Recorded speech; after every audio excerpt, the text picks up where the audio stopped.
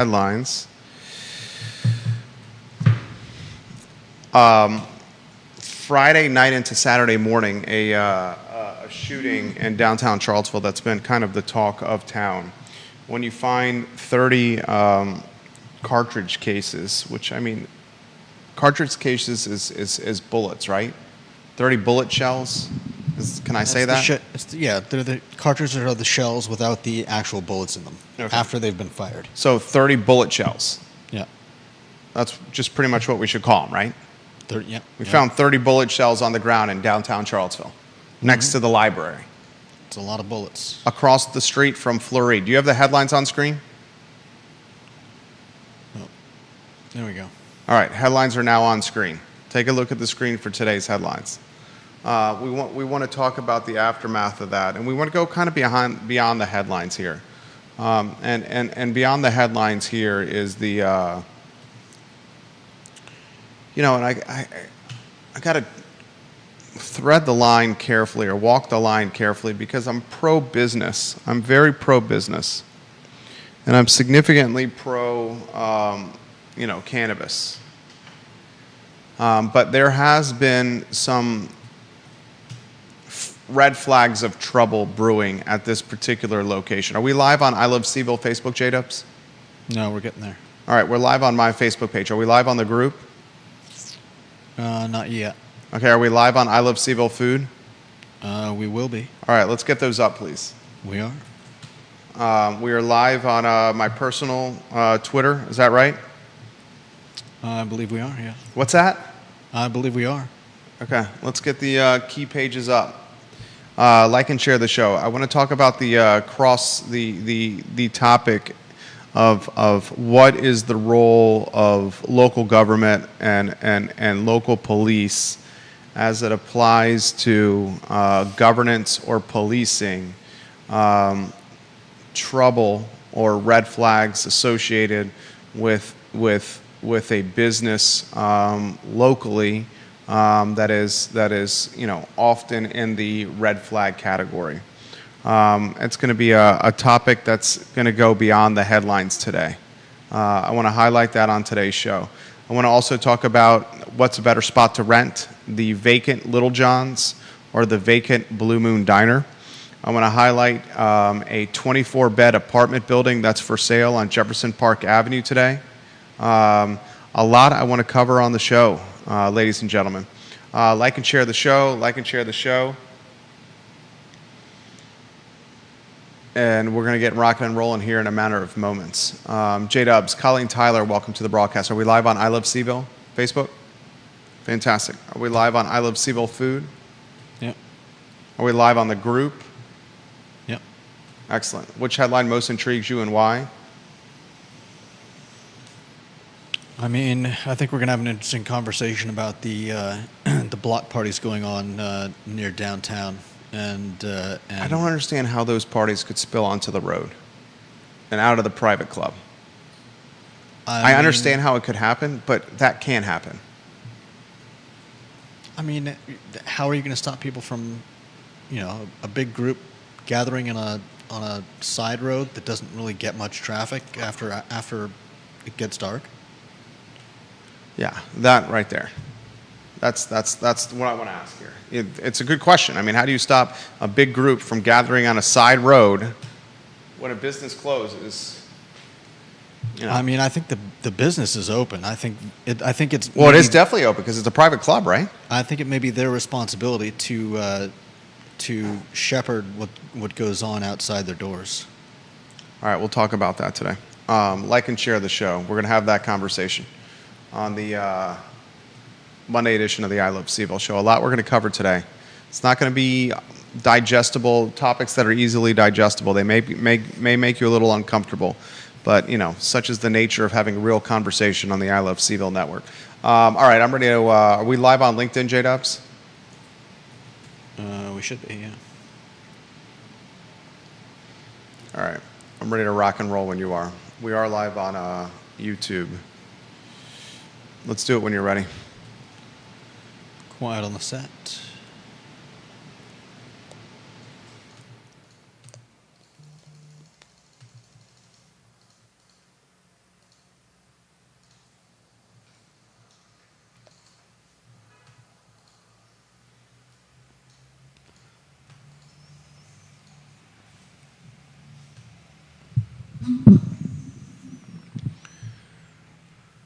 Good afternoon, guys. I'm Jerry Miller. Thank you kindly for joining us on the I Love CVille show Monday afternoon in downtown Charlottesville. It's glorious and gorgeous outside in the heartbeat of Central Virginia, the 8 blocks we call downtown CVille. Once again, downtown Charlottesville is in the news.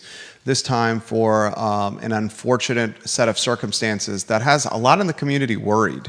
When you find 30 bullet shells on the ground next to the public library and across the street from Fleury Restaurant, you ask yourself what is going on. And that was the case Friday night into Saturday morning as foot patrol police officers in the city responded to gunfire and gunshots. Immediately on the scene, the Charlottesville Police Department found a 25-year-old in critical condition.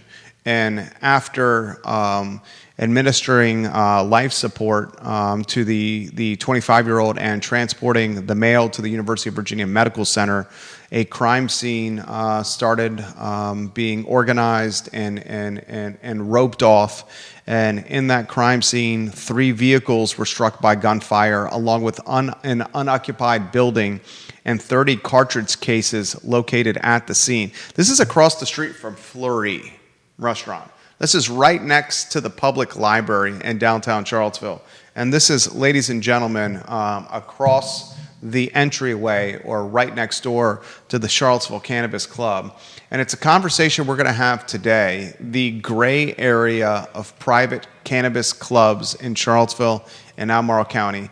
And these private cannabis clubs are prolific, including one smack dab on the downtown mall next to Hamilton's Restaurant, where you pay $10 to enter. You head upstairs and you have a selection of any kind of weed that you want, any kind of vape pens that you want, edibles, flower, indicas, sativas, basically a farmer's market for cannabis.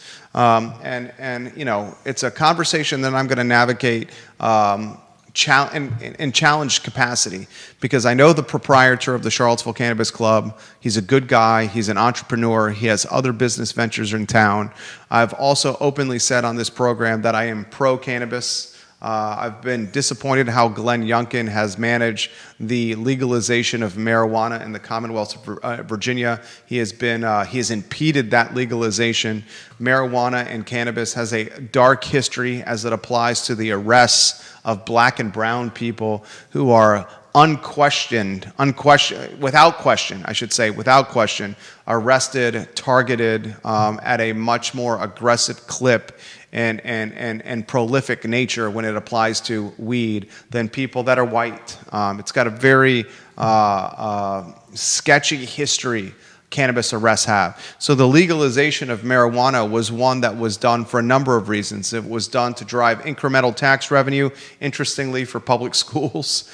The legalization of marijuana was done because, let's face it, it wasn't being enforced already right now.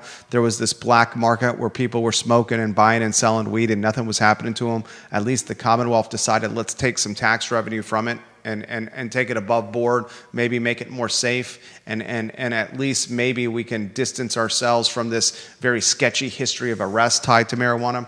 But we have seen of late, in particular downtown, trouble brewing with some of these private clubs. And I want to have that conversation today on the I Love CVille show. What is the responsibility of local government and local police as it applies to policing a private business where trouble has found itself of late? We'll talk about that today. I want to ask you this question on a different topic. What do you think is a better location to rent? What has more upside? Little John's Deli on the UVA corner that's currently vacant, or the Blue Moon Diner that's been vacant for now a pretty extended period of time on West Main Street? They are within 1 mile of each other, probably less than a mile of each other, and they are two of the most visible and sexy locations for rent in food and beverage right now. Little John's or Blue Moon Diner. What's the better spot to rent? We'll talk about that today. We will talk on today's show an opportunity on Jefferson Park Avenue, a 24-bed apartment building that's for sale, an asking price of $2.8 million. I want to highlight that on the program. I want to celebrate Sam Brunel, the William Monroe High School graduate, the basketball standout who started her collegiate basketball career at Notre Dame, then transferred to the University of Virginia, a local legend, one of the best women's basketball players to come out of public schools in the Commonwealth of Virginia. She had a cup of coffee across the pond in Europe, playing professional basketball overseas. Now Sam Brunel has been hired, ladies and gentlemen, by friend of the program, Tim Taylor, to coach as an assistant the Navy women's basketball team, the Naval Academy. Tim Taylor, a local legend, a Madison product, once the head coach at Orange County High School. I believed he coached at Madison County High School as well. He's the women's basketball coach at the Naval Academy. He has hired Sam Brunel as an assistant coach. Goodness gracious, what a fantastic story I want to talk about today. I want to remind the viewers and listeners that we have 2 big-time interviews coming up, and we're working on a third. On Thursday of this week, Jerry Cox will join us. He's the head of the Lewis Mountain Neighborhood Association, and he is the ringleader. He's an attorney that is opposing Evergreen Builders, Evergreen Development, and their pursuit of 6 luxury brownstones on Alderman Road, the site of a brick rancher. Evergreen purchased this brick rancher about a year ago for $800 and some thousand, and their plan was to build 6 luxury brownstones there, each of them trading or asking north of $1 million for purchase. Nothing has happened at this Alderman Road construction site, literally nothing. And Jerry Cox, the head of the Lewis Mountain HOA, will update us on what's transpired, what he says Evergreen has done, and the intersection of the new zoning ordinance and a prestigious, prominent neighborhood, Lewis Mountain.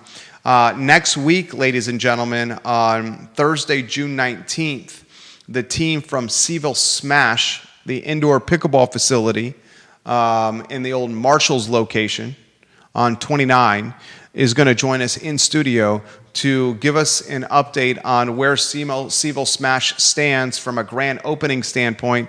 We'll talk the economics of an indoor pickleball facility on June 19th. We are also efforting an interview, working on a date to schedule it with Richard Price and Roger Voisinay, the developer and architect, the team behind a project in the Woolen Mills neighborhood where they are looking to take a small piece of property that has a kind of rundown house and position it in a completely different way, ladies and gentlemen. Woolen Mills Court is what they are calling it, and they have professionals, Richard Price, the architect and planner, Daniel Heyer, the civil engineer, Mike Sadler, the home builder of Charlottesville area builders, Brian Ray of Roger Ray Surveyors, and Roger Voisinay as the lead developer on this project. It's a pretty special project. So we're looking at setting that interview up. Show's busy. It's very busy, the water cooler of Charlottesville and Central Virginia. It's our program. It's the I Love CVille network. Judah Wickhauer, a studio camera, and then a 2-shot. I asked you the question, which headline intrigued you the most and why? And then I want to give some props to Charlottesville Sanitary Supply and our division, Charlottesville Business Brokers, that is absolutely crushing it right now. Which headline most intrigues you and why, Judah Wickhauer? I'm definitely interested in the discussion about what's going on outside the CVille Cannabis Club and what needs to be done to prevent something like this from happening again, since obviously 30 shells, I would regard us as being incredibly lucky that there was only one person absolutely critically injured. One person Sad critically that injured. One person was critically injured, but it could have been so much worse. This could have been a mass shooting. Yeah. We and I don't use those words lightly. No. Friday night into Saturday morning, next to the public library, we may have had a mass shooting on our hands, ladies and gentlemen. 30 shells on the ground next to a public library, right in downtown Charlottesville. Yep. We'll talk about that on today's show. Charlottesville Sanitary Supply, 61 years in business. John Vermillion and Andrew Vermillion. The Vermillion family is 4 generations Albemarle County. Their location is on East High Street, online at charlottesvillesanitarysupply.com. Charlottesville Sanitary Supply is where you get your sanitary supply needs, period. Communicative, full of integrity, full of honor, full of knowledge and education. John Vermillion and Andrew Vermillion at Charlottesville Sanitary Supply, they are doing business the right way, the honest way. We will also highlight our division, Charlottesville Business Brokers. Judah, if you can highlight that on screen. Charlottesville Business Brokers has done some big-time deals of late, more than $4 million in transaction over the last 24 months, guys, including the transaction of Great Harvest, including some deals we are not able to talk about on the show because of non-disclosure agreements. Charlottesville Business Brokers, if you need to buy or sell a business, if you're looking to exit a business, if you're looking to purchase something, reach out to us. We have buyers that are approved with cash on hand, and we have sellers eager to exit and to continue with their life from a retirement standpoint. Charlottesville Business Brokers. All right, the lead of the show has got to be a headline that should scare the bejeebus out of all of us. And it's made its way around social media by now, Reddit and Facebook. Ladies and gentlemen, at 1:26 in the morning, Friday night into Saturday morning, police officers, CPD on foot, patrolling the downtown mall, heard gunshots coming and immediately sprinted to 3rd Street Northeast. This is next to the public library, across the street from Fleury. Yeah. Across the street from where the salad maker used to be, the soul food joint used to be. Yep. And right next to the Charlottesville Cannabis Club. And when police arrived, they found a 25-year-old male who was in critical condition. Immediately, this male was transported to the University of Virginia Medical Center. In fact, before he was transported, the police rendered aid to the victim while trying to secure the crime scene from a large crowd of people that were on site. As the male is transported to the medical center, where he is at this time in critical condition, police at the scene located 30 bullet shells, 30 bullet casings on the ground. An unoccupied building was hit. I'm curious if that's the public library. Could be. What is the unoccupied building that was hit? And 3 vehicles were struck by gunfire. Police are asking businesses, landlords, and personnel in the area of the 200th to 400th block of East Market Street, which is right here, the 100th to 300th block of 3rd Street Northeast, and the 200th to 400th block of Jefferson Street, if they have surveillance footage, to get it to police officer Detective Cundiff at 434-970-3373. The whole point of this show is to go beyond headlines. The headline is large party, Friday night into Saturday morning, outside a cannabis club next to the public library. Some kind of brouhaha breaks out. Guns on the scene. We don't know if it's one gun, multiple guns. We don't know if it's a handgun, a pistol, a semi-automatic gun. We also don't know, I think it should be stated, whether or not the gunshots came from anyone at the block party. There's a lot of questions that need to be answered here. Was it a drive-by shooting? Did the gunshots come from someone at the block party? Did the gunshots, were they tied to a member of the cannabis club? Right. Was it someone driving by and spraying people with bullets? Was it a semi-automatic or automatic gun of some kind? Was it a gun that was just shot in the air to scare people? Was it guns shot at the crowd of people with intentionality? A lot of questions here, questions that should be asked. I'm sure Chief Kachis will answer these questions. It's an active investigation here.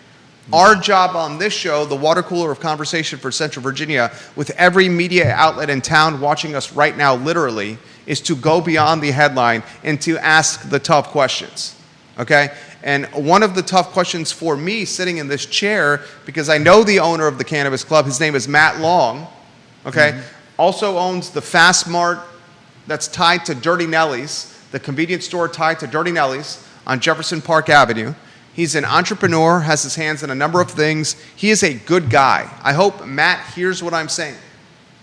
I've known Matt for a long time. had beers with Matt. He is a good guy. He is a savvy business person. He is a man that is incredibly pro-cannabis. He's a man who, you do some research on him online, you'll find his father was in the cannabis business a generation ago, when if you were in the cannabis business generation ago, you faced really hard time. You face years, if not longer, in jail, okay? So cannabis is in this guy's blood, okay? He created a beer in cahoots or in conjunction with Three Notch. Fantastic beer that was on tap for a while. He is a serial entrepreneur who understands business. I have positive things to say about Matt. I hope he hears this. I will say that the Charlottesville Cannabis Club on 3rd Street, this is not the first time that Judah trouble has brewed here. First time that trouble has bubbled here, pun intended. First time that trouble has sparked here. First time that Charlottesville that trouble has been enjoyed here. There's been smoke here before. And there will continue to be. And I think it's premature to point at the CVille, the Charlottesville Cannabis Club. Well said. And say that what happened was because of that. Was because of the club. If you read through some of the discussion going on around what happened, there's much more involved than just a bunch of rowdy people at a cannabis club shooting guns in the air. And I think people need to keep an open mind about what's going on here. There's talk of a lot of cars having their windows smashed. This was later, not during this. The point being that we know there are groups out there that go around shooting guns. It's happened outside the Omni. It's happened on the downtown mall, and none of it that we're aware of has any connection to any of the cannabis clubs. If there was a group that was out smashing windows and stealing from people's cars, and I've seen other posts of people talking about, their window getting smashed and stuff getting stolen. If there are people out there doing that, they may have run afoul of this group of people at a block party. The point being, we don't know the details, and to jump to conclusions is not going to help anyone. Okay, fair point. He talks about the smash and grabs that happen on 3rd Street. The smash and grabs, right now, we are not sure if they're tied to the gunfire. It was later in the weekend, much later in the weekend than the 30 gunshots and the man critically injured. There was smash and grabs in the same street of 3rd Street where folks were bashing windows and ransacking cars. So we do not know if they are linked at all. Right. It did happen within a weekend's time, maybe 24 or 36 hours of time amongst the two. And to Judah's point, we do not know if this is tied to the Cannabis Club. It's an important caveat. Mm-hmm. What we do know is with the Cannabis Club, and you can see it as early as Friday afternoon. When your happy hour or punch out time on Friday afternoon, the 4 o'clock hour it starts, you start seeing folks, individuals, congregating outside the Cannabis Club. It's a private club. The loophole in the law, in the Commonwealth, is you're allowed to smoke weed if you're doing it in a private setting. Mm-hmm. You're allowed to smoke weed in a private setting. You're allowed to give other people weed in a private setting. You're allowed to do things in a private setting, buying and selling some weed. Okay? Frankly speaking, authorities are turning a blind eye to cannabis. Rightfully so. Okay, I'll say rightfully so too. I routinely in our perch in downtown Charlottesville on Market Street see folks like literally roasting a blunt, enjoying a blunt, walking up and down Market Street in front of the police station. You as well?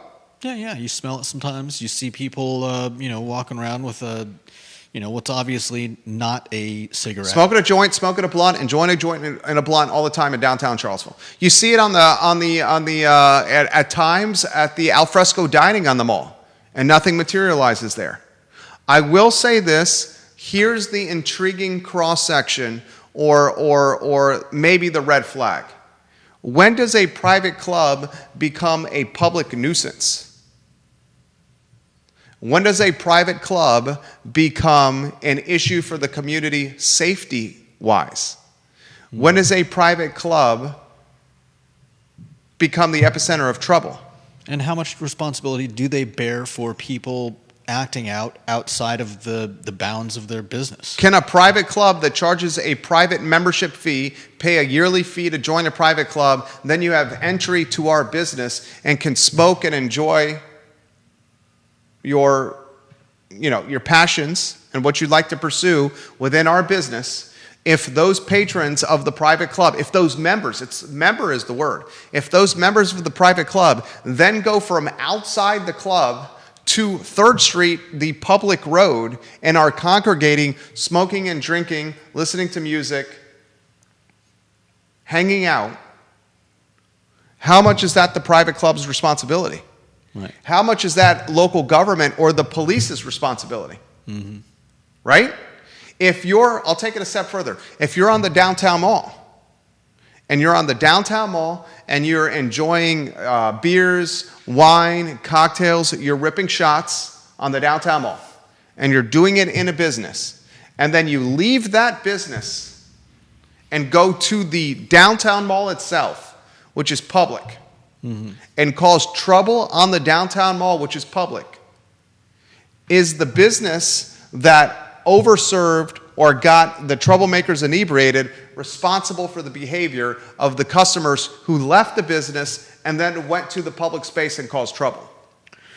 Now, I think there are laws about... Absolutely, there are laws. Over-serving people. Over-serving. 100% there's over-serving laws. And strangely enough, there are actual laws about drinking outside of, drinking on the street, on the sidewalk. Which is happening on 3rd Street. And maybe happening in a red Solo cup, but it's happening on 3rd Street. That's fair. And there's often been this, I don't know if it's a gentleman's agreement, or I don't know what you would call it, an overlook, some grace, when a man or a woman chooses to consume alcohol, and that alcohol is hidden in a brown paper bag, or that alcohol is hidden in a red Solo cup. It's not an open container. It's maybe hidden, or it could be in an open container in a brown paper bag. You often see the police choosing to look away or beyond what that person is doing at the time. I think in most cases that's probably the right thing to do. In most cases, people aren't. You don't have groups of hundreds of people getting trashed and busting windows and tossing trash cans or whatnot.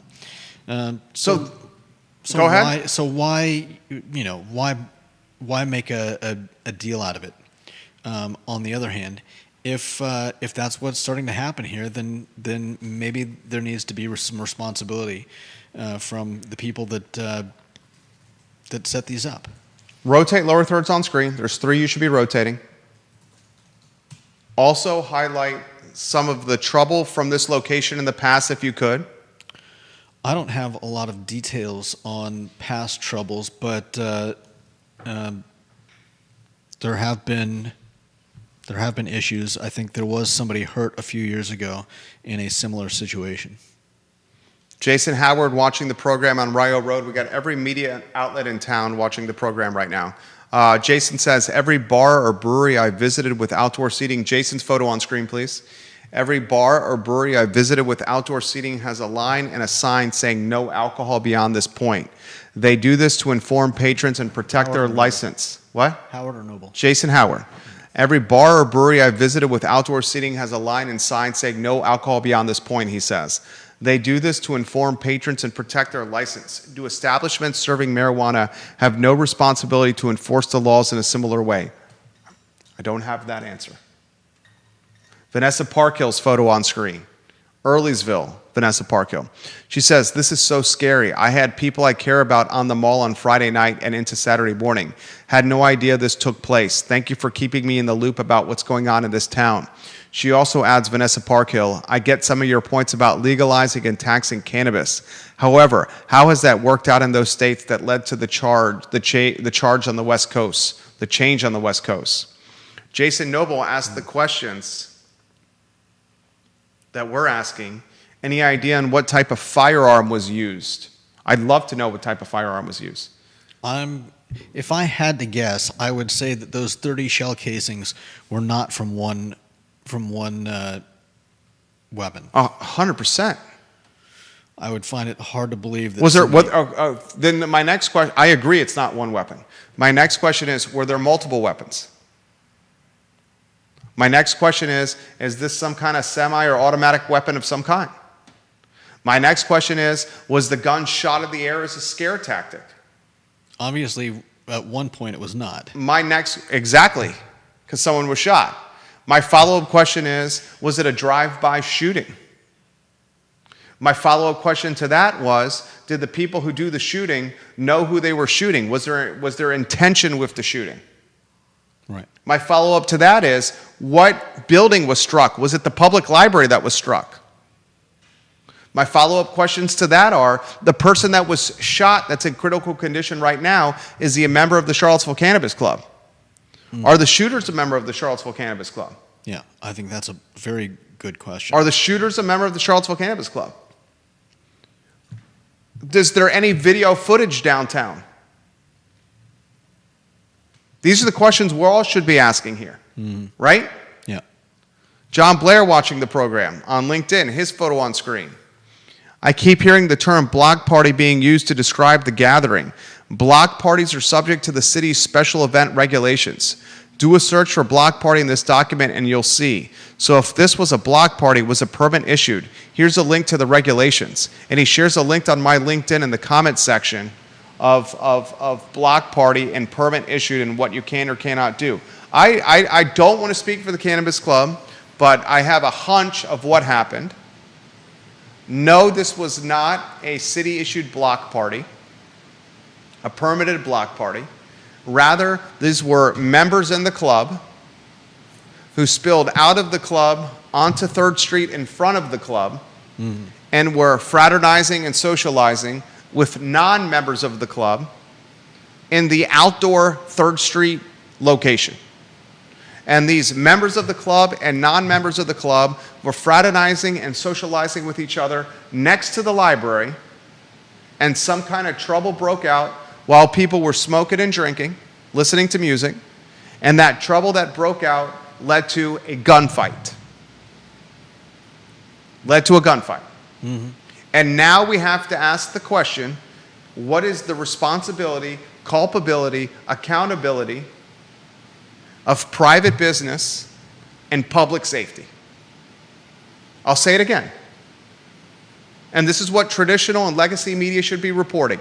Asking the questions I just did and dissecting or figuring out this answer. The responsibility, culpability, accountability of private business and their patrons or members and what they do later in a public setting. Because the reason I highlighted the over-serving bar, a bar who chooses to overserve its patrons, if those patrons consume alcohol in a bar setting, they are overserved, and then go and get in an accident, seriously injure themselves, seriously injure somebody else, that bar is liable for overserving those patrons. Yeah.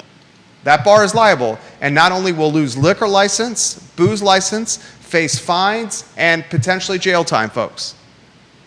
Is that the same case with a private club? Is that the same case with cannabis, where the rules are still Wild West? The rules are very much Wild West right now. I mean, this is cause for concern for the community, ladies and gentlemen. Okay. This is cause for concern for the community. Ginny Hu watching the program, her photo on screen. She says marijuana already is everywhere, and she calls it a public nuisance, that I have to smell it everywhere I go.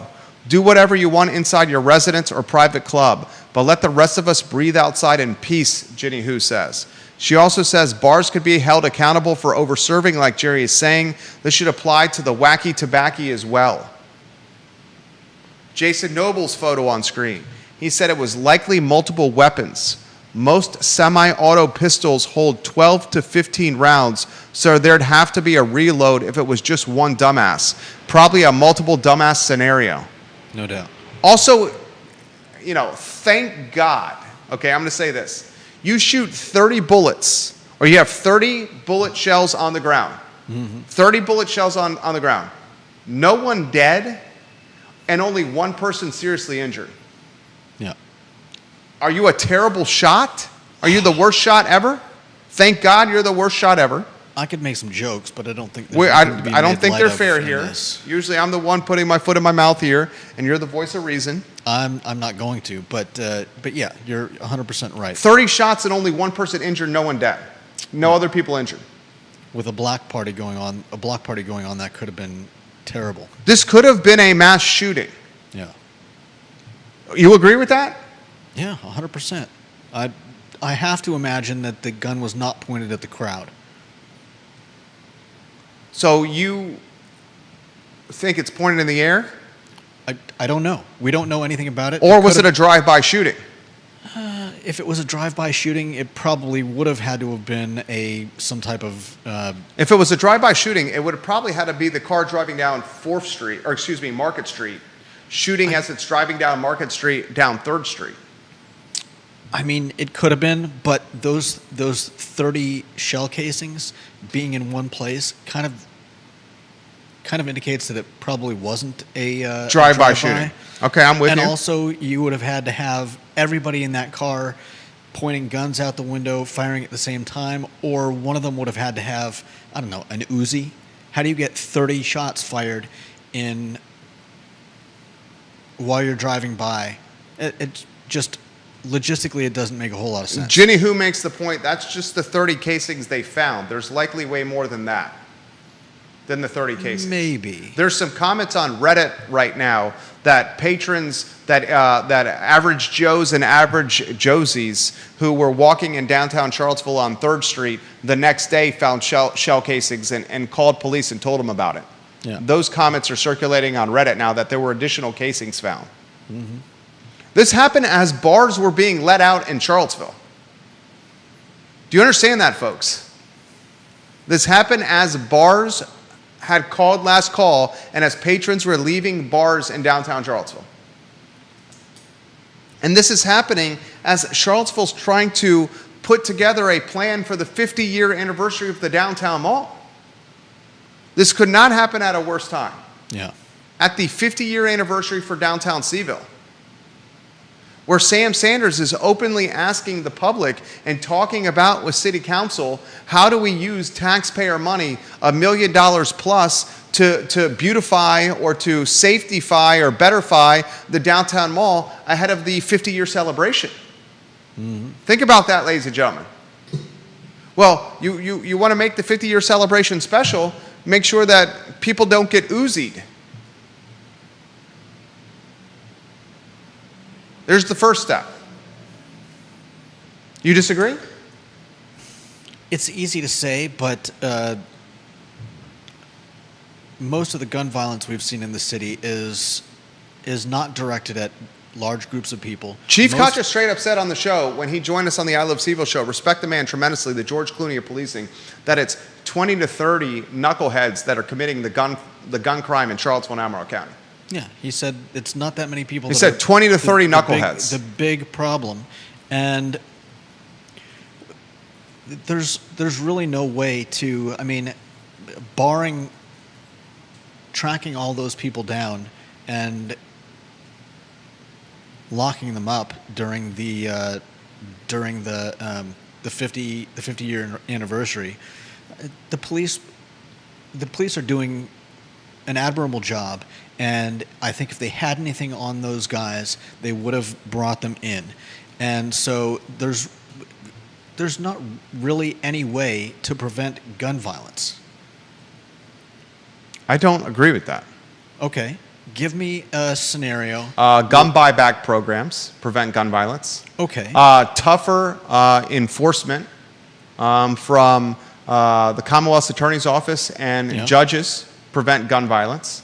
not letting the Naeem Hills of the world out of jail after they brutally attack other inmates. Then Naeem Hill leads the Charlottesville Police Department, the University Police Department, the Albemarle County Police Department on a wild goose chase manhunt.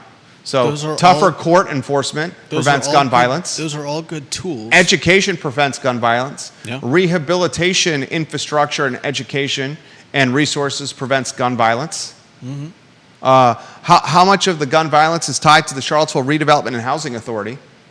And is CRHA doing the best it can with vetting its applicants and its tenants and renters? And if its applicants, tenants, and renters are associated with gun violence, the CRHA immediately evicting them of their housing prevents gun violence because they can't live here.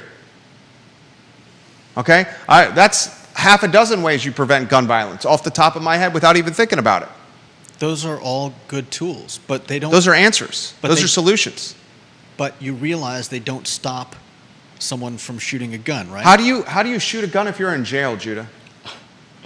How do you shoot a gun if the judge presiding over your case doesn't offer leniency when it's tied to gun violence and says, no, you're going to do the full extent of your sentence, and I'm not going to offer you grace or patience. You're terrorizing the community. You're in jail, Naeem Hill. Mm-hmm. How does that not prevent gun violence? That may prevent one instance of gun violence. Okay, so it prevents gun violence. I agreed with you that it does, Jerry. I'm not sure why you're angry. I'm not angry. I think these are all good tools. The approach that you're taking... Okay, go ahead. That they don't stop other people that haven't been caught yet from firing guns. See, the approach that you're taking is the approach that that I get frustrated with you from time to time when working in the business here, where it's not a solutions-oriented approach. It's saying these things don't work. We don't have a clear-cut answer. I never said they don't work. I've said multiple times now that those are all wonderful tools that help prevent gun violence. The business person but you cannot bring the incidence of gun violence to zero. The business person in me is exhausted with the approaches of can't and don't do, or these won't work before they're tried. If I wanted to improve safety in a community, if I wanted to improve safety in the community, and I knew it was his Chief Koch's words, 25 to 30 individuals, 25 to 30 people, Chief Koch's words on this show, that are creating the gun violence in Charlottesville and Albemarle County. 25 to 30 people are terrorizing Charlottesville and Albemarle County. In my eyes, common sense would be these 25 to 30, you give them the gun buyback option first, you give them the gun education first. The second step, Charlottesville Redevelopment and Housing Authority, how many are renting in CRHA properties? You then evict them so they're clear they're not welcome here to live. And if they're continuing to commit crime tied to guns, the Commonwealth's attorney and the judge presiding over the case must realize, and I think Joe Plantania does this, I think Jim Hingley does this, I wonder if the judges do this, that it's the extent of the term, the sentence, that must be actualized. No grace, no patience. You use guns, you go to jail, and it's the entire term. Okay, it's 25 to 30 people. His words, not mine. And the reason I'm passionate about this is because I literally during the show here saw someone tied to Charlottesville police taking inventory of what cameras are shooting down Market Street for surveillance footage. And I know outside my building that there is a camera that I'm going to have to get involved with this, gladly will do, and provide any footage possible. But this is causing terror. It's terror that this causes. Yeah. Georgia Gilmer. Her photo on screen. About 10 years when I lived in the Greenleaf neighborhood, a car came through the neighborhood and in about 10 seconds shot over 30 casings down the street. One car may have been hit. It was suspected they fired straight up in the air and it was related to gang initiation. Jason Noble says we need more consequences for bad behavior. Amen. Barbara Becker Tilley, better access to mental health prevents gun violence, and you will never bring gun violence to zero. The point Jude is making. Mental health is another one that should be included. Yeah. I'll close the topic before we go to the next topic on the show with this. This is what the questions that should be asked, and help me fill in the gaps. Okay? How do you have a block party on 3rd Street without a permit? The Charlottesville Cannabis Club. How many people in the block party on 3rd Street were actual members? How many people were non-members? The person that got struck by bullets, that's in critical condition, is he a Cannabis Club member or non-member? 4th question. Are the shooter or shooters, Cannabis Club members or non-members? 5th question. 6th question. Was there 1 gun used or 2 guns used? 7th question. Was this a semi-automatic or automatic gun of any kind? That's the 7th question.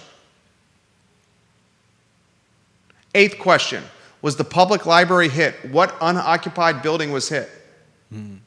9th question. The break-ins with the vehicles where windows were smashed and cars were ransacked within a 24-hour period after this gun violence, was that tied to the gun violence? 10th question I'm asking here. What are the laws and regulations for the over-serving nature of a private weed club? And are they similar to a bar, where if you over-serve patrons and then they go and get in trouble in the public setting, does that bartender or does that bar owner, are they culpable and accountable? That's my 10th question. My 11th question. If there is a string of trouble associated with one private business, how is that private business managed or held accountable? That's my 11th question. These are questions the community should be asking. And these are questions that a police chief who has done an amazing job, Chief Koch is going to do an amazing job, and I have no doubt that the Charlottesville Police Department is going to figure out who did the shooting, and I have no doubt that they're going to arrest him, and then it's going to be up to the Commonwealth's attorney and to the courts to figure it out. I have no doubt that's going to happen. But these are questions that should be asked of the police chief, and the police chief would say, I know the man, you're right, these questions should be asked. He would say, you are 100% right, we should answer these questions. The community has a right to know. And if I'm Hoss Spencer, who's a fantastic investigative reporter, Mike Barber of CVille right now, the editor-in-chief, anybody else that's on this beat with NBC 29 and CBS 19, and they're all watching the program right now, those are the questions that I would ask. Write them down. Anything you want to add before we go to the next topic? No, those are good questions. And I appreciate your feedback 100%. I get passionate about this, not anything personal to you, as you know. I know. It's terror, and I'm tired of terror. I'm tired of the terror. Especially, what? Right before the 50-year anniversary of the mall? And the heartbeat of downtown Charlottesville? Yeah, especially 100, 200 feet from Main Street on the downtown mall. Something that could have been a mass shooting. We could have woken up on Saturday morning and read about a mass shooting. Yeah. Next topic on a passionate edition of the I Love CVille show. Judah Wickhauer, put the headlines on screen. What is the next topic, by the way? Better spot to rent. Barbara Becker Tilley says those are answers the Charlottesville police will never provide to the general public. I appreciate Barbara Becker Tilley's comments. I think we should add her to the family. Barbara Becker Tilley, her photo when you can. Barbara Becker Tilley, great comments. We appreciate you watching the show, Barbara. Thank you for watching the show. Thank you for your comments. You're a fantastic addition to the program. I respectfully disagree with you, Barbara Becker Tilley. I think Chief Koch is a man that would 100% communicate what he can communicate during an investigation without compromising the investigation, because he values the trust and he values the positives that come with communication. Chief Koch understands the role the media plays with informing the public of what's going on and the value that communication provides from a trust standpoint and a relationship standpoint with his police department. Next headline is what? Better place to rent. What is the better? I mean, it's so crazy to talk about this after what could have been a mass shooting, but the show must go on. Judah, Little John's or Blue Moon Diner, a better spot to rent and why from your standpoint? I would say Blue Moon Diner is far better. It lacks the seasonality of students coming and going. I think I don't know how many people, but I'm sure some people are. What's the word I'm looking for? Some people probably don't like heading to the corner when the students are in town. There's traffic. It's tough to park. It's far easier to find some place to park on Main Street, either across the street or behind Blue Moon Diner, and it's just far more central. I respect his answer. I agree with him. I'll push back on that. I also think Blue Moon Diner is a better spot to rent than Little John's. Blue Moon Diner's last day in business was November 27th. It's been vacant for December. It's been vacant for January, for February, for March, for April, for May, and now we're into June. It's been vacant for basically 6.5 months. If it's a better spot to rent than Little John's, why are we now approaching 7 months of vacancy for Blue Moon Diner on West Main Street? It's a good question. I would need more information. I don't know how much the property owner is asking for in rent. I don't know. How many restaurants have been started in that time frame? Maybe there's just not a place that's someone currently looking for a place of that size, that shape, that whatever. It's hard to say. All right. A follow-up question to that. You and I are in agreement that Blue Moon Diner is a better spot to rent than Little John's. Right? Yeah. Which spot will rent first? Blue Moon Diner or Little John's? Because a better spot to rent is not necessarily which spot will rent first. Right. And it may not be the best spot for whoever is looking for a place to open a new restaurant. You're right. And given that, I almost think that the Little John spot will rent first. I think you're all over this. I think the Little John spot rents first. I think the Little John spot rents first because it's the UVA corner, and the UVA corner is like you open up a cereal box, you pour some Lucky Charms into your cereal, and when you're able to get a spoon in that bowl of milk and you pull out, you're hoping for some Lucky Charms, the Little John's on the corner is the pot of gold or the four-leaf clover, the favorite Lucky Charm. Okay. It's the favorite one. Blue Moon Diner doesn't have the sex appeal of renting a spot on the UVA corner. I think Little John's rents first before Blue Moon Diner. I think Blue Moon Diner is a better spot to rent than Little John's for what Judah said. There's seasonality with the UVA corner. A perfect example of that is Little Raising John's closing. Cane's. Oh, yeah. Raising Cane's choosing to take a hiatus for the entire summer. Yeah. Kuma on Elliewood closing for the entire summer. The sushi joint closing for the summer. Yeah. Okay? Seasonality. You have to make your money in 9 months on the UVA corner. Probably 8, because you're not making any money, it looks like, June, July, and most of August, and all of half of December and half of January. So you have to make your money in 8 months. You better be effing good at cash flow management when you only make money in 8 months in your business. No doubt. Okay? Blue Moon Diner does not have the seasonality, but I still think Little John's rents first. And I think both spaces are facing headwinds now with people looking to get into expensive long-term personally guaranteed leases and sexy Class A spots like Little John's at the Blue Moon Diner. That is a risk that some people may not have the appetite for right now. Yeah.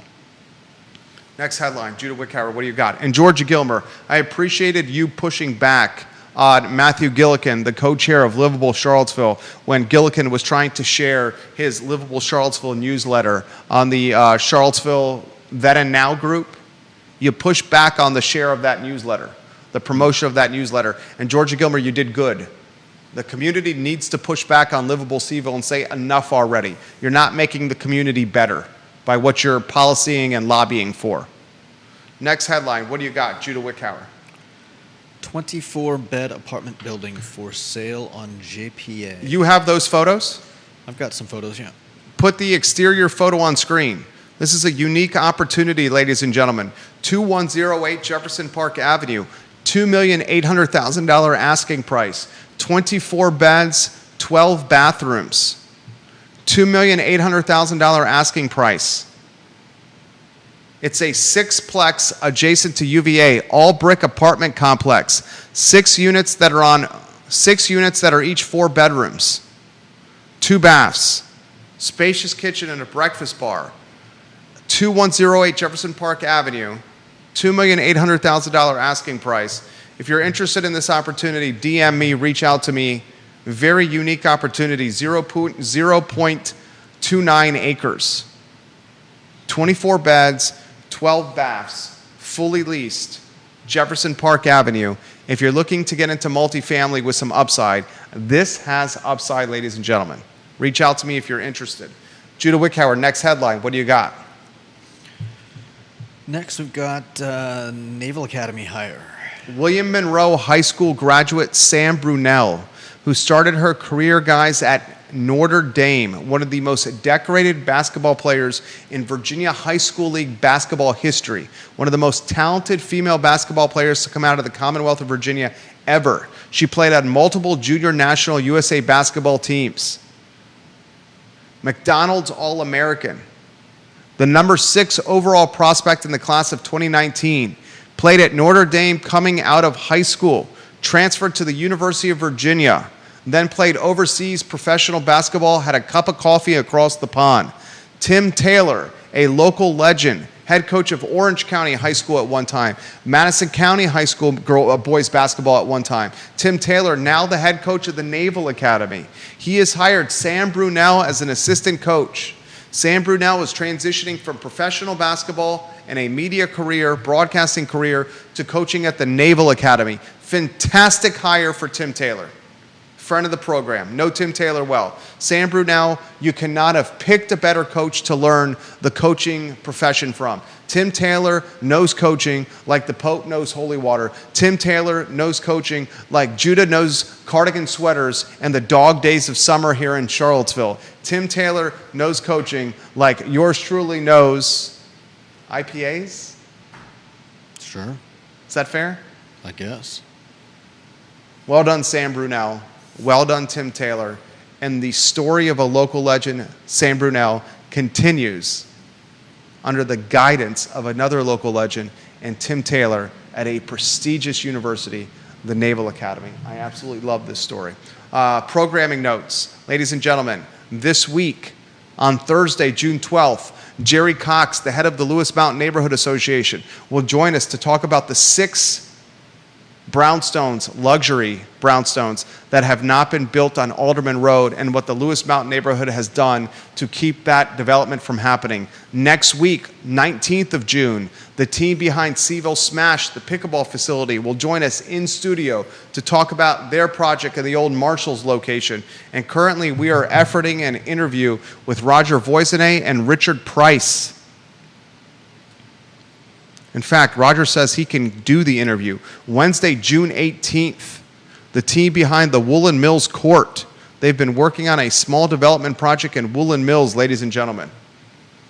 Interviews left and right. The I Love CVille show is humming. I remind any viewer and listener, if you're looking for office space in Charlottesville or Albemarle County, there's no one that has more than yours truly. Office space, executive office space. Price points from $350 all the way up to $1,000 plus. DM me, email me, text me, call me if you need office space, and we'll find you a good fit. Judah Wickhauer, Jerry Miller, the I Love CVille show on a Monday afternoon.